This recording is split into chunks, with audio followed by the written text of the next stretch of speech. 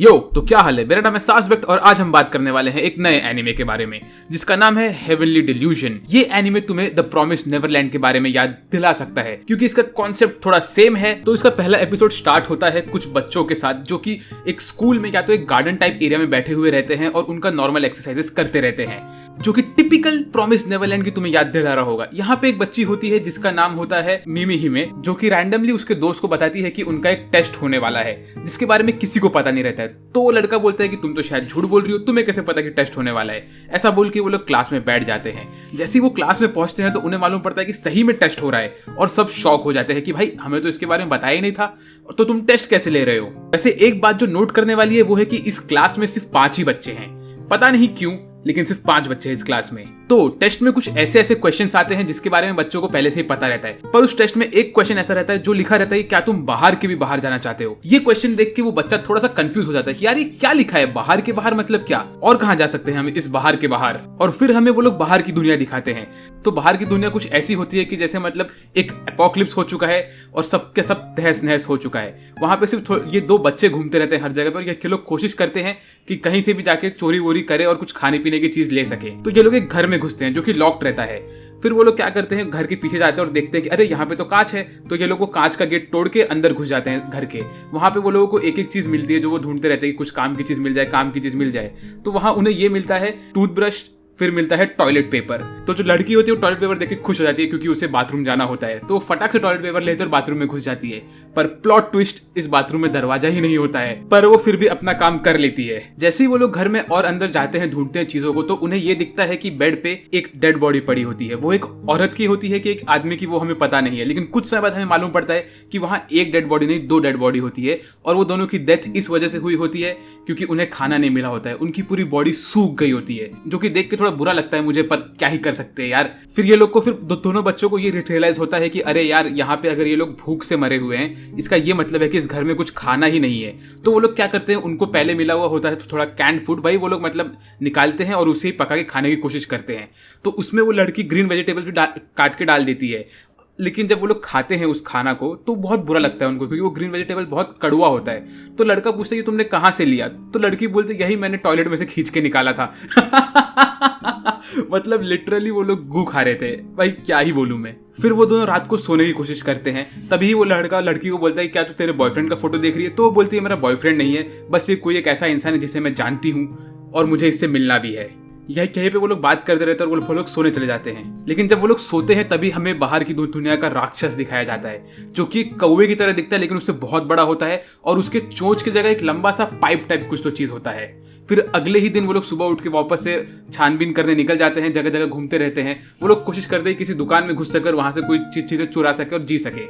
लेकिन जब वो लोग मतलब घूमते रहते हैं, अपने रास्ते चलते रहते हैं, तो उन्हें कुछ लोग मिलते हैं जो लोग उनके ऊपर अटैक करने की कोशिश करते हैं क्योंकि वो लोग को लगता है कि भाई अगर हमने इन पे अटैक कर दिया तो हमें कुछ खाने की चीज मिल जाएगी। और उनमें से एक बंदा थोड़ा ठरकी होता है तो वो लड़की के ऊपर अटैक करने का सोचता है। पर उसी वक्त ये लड़की किरीको होता है, वो अपने जेब से एक बंदूक निकालती है और बोलती है कि अगर तुम मेरे पास आए तो तुम्हारा खेल खत्म। पर जो गुंडे होते हैं उनमें से एक बंदे के पास बाइनोकुलर्स होता है और वो देख के बोलता है अरे ये तो खिलौने वाली गन है, कोई डरने की बात नहीं है भाई, लोग चलो अटैक करो और लूट लो इनको। तो जैसे ही वो लोग कोशिश करते हैं उनके ऊपर अटैक करने का, लड़की भागने की कोशिश करती है और जो अपना लड़का है वो तो भाई फटाफट फाइट करता है उन सबसे, अकेले ही सबको लेता है वो। और क्या एक्शन सीक्वेंस है ये, आप लोग को मजा आ जाएगा। और लेकिन तभी वो लड़की फटाक से गन लेती है और शूट करती है। वो गन में से एक लेजर निकलता है जो इंस्टेंटली पूरा एक पाइप रहता है, उस पाइप को जला देता है और वो पाइप लड़कों के ऊपर गिर जाता है। तो वो गुंडों को बोलती तुमने हेवन की बात की थी, लेके चलो मुझे हेवन पे, कहाँ पे है ये जगह मुझे दिखाओ। तो दोनों मतलब हमारे मेन कैरेक्टर्स गुंडों के साथ जाते हैं उनके हाइड आउट पे और देखते हैं वहां पे कोई भी काम की चीज नहीं होती है। तभी ही किरीको की नजर पड़ती है कि वहां पे एक जनरेटर है। तो वो बोलती है कि मैं इस जनरेटर के पास जाती हूँ और मुझे मेरा ये बैटरी चार्ज करना है, ये मुझे चार्ज करके दो। पहले तो गुंडा मतलब एक्टिंग करता है कि नहीं नहीं मैं चार्ज करने नहीं दूंगा, क्यों चार्ज करना है ये सब। फिर बाद में बोलता है कि ठीक है चार्ज कर लो तुम, क्योंकि वो लड़की किरीको उसके ऊपर थोड़ा गुस्सा दिखाती है। उसके बाद किरीको उससे पूछती है कि ये हेवन नाम की जगह कहाँ है, जरा हमें कुछ बताओ। तो वो लोग बोलते हैं हमें कुछ नहीं पता, पर एक जगह है जो है टमेटो हेवन, हम तुम्हें वहां लेके जा सकते हैं। तो वो लड़की उससे डायरेक्शन पूछते और वहां निकलने की ये लोग प्लानिंग करते हैं। तभी वो लड़की का मतलब जो बैटरी रहता है वो चार्ज हो चुका होता है। तो ये बंदा पूछता है ये किस चीज का बैटरी है आखिर। तो लड़की उसे बोलती है ये इसी गन की बैटरी है। तो मतलब लड़की ने उसे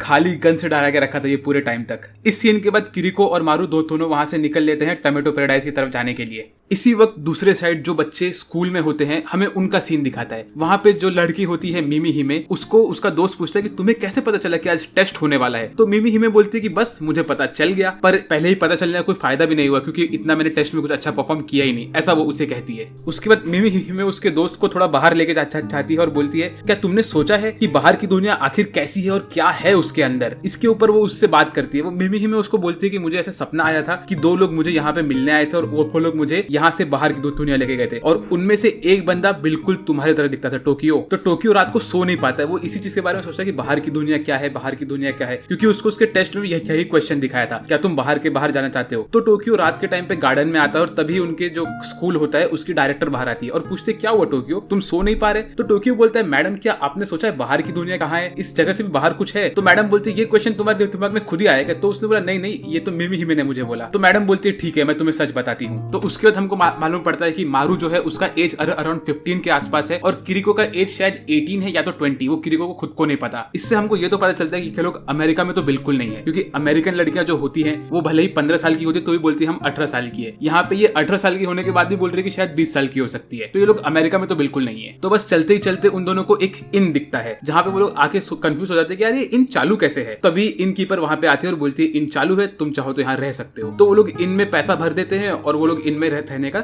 सोचते हैं। तो तभी किरिको वो इन कीपर से पूछती है कि यहाँ पे ये दोनों इंसान आए थे। तो इन कीपर बोलते हैं कि नहीं मुझे याद तो नहीं है कि यहाँ पे लोग आए थे कि नहीं। तो उसके बाद ये लोग क्या करते हैं, उसके बाद किरिको और मारू दोनों नहाने के लिए जाते हैं। तो किरिको जो होती है वो अपना थोड़ा फ्री टाइम निकालती है, कपड़े वपड़े निकाल के जब नहाने के लिए रेडी होती है तो हमें दिखता है कि उसके बॉडी में बहुत सारे स्कार्स होते हैं। इसका ये मतलब है कि वो पहले ही बहुत लोगों से लड़ चुकी है और बहुत कुछ उसने मतलब झेल लिया है जिंदगी में।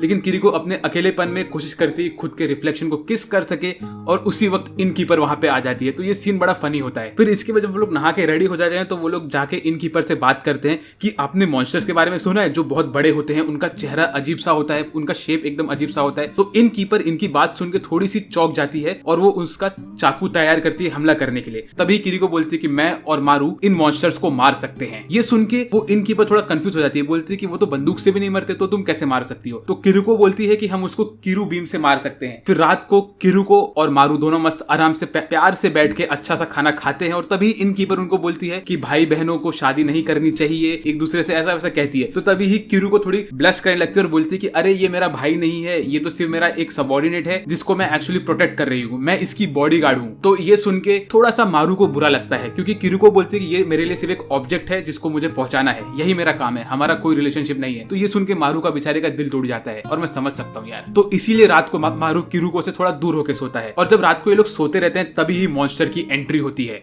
जो कि एक बड़ा सा पंछी होता है और उसका मुंह में आंखें होती है। ये बड़ा अजीब सा मॉन्स्टर होता है, इसे देख के तो डर लगने लगता है लोगों को। पर ये देखने के बाद मुझे डेफिनेटली यकीन होगा कि ये एनीमे टॉप टियर होने वाला है। तो अगर आप लोग ये एनीमे नहीं देख रहे हो तो इसको डेफिनेटली देखिए, आप लोग को बहुत मजा आने वाला है। मैं लिख के देता हूं, अब कहां लिखूंगा वो नहीं बता रहा। तो बस आज के लिए इतना ही। अगर आपको ये वीडियो देख के मजा आया तो प्लीज लाइक करिए वीडियो को, शेयर करिए वीडियो को अपने दोस्तों के साथ जो कि ये एनीमे देख सके, और सब्सक्राइब करिए चैनल को यार अगर आप नए हो तो, क्योंकि ये चैनल नया है तो मैं इसे ग्रो करने के लिए आपकी मुझे हेल्प लगेगी। तो प्लीज सब्सक्राइब कर दो ताकि चैनल फटाफट ग्रो हो जाए। और बस इतना ही। मेरा नाम है सासबेट और मैं बात करूंगा आप सबसे अगले वीडियो में। तब तक के लिए बाय बाय।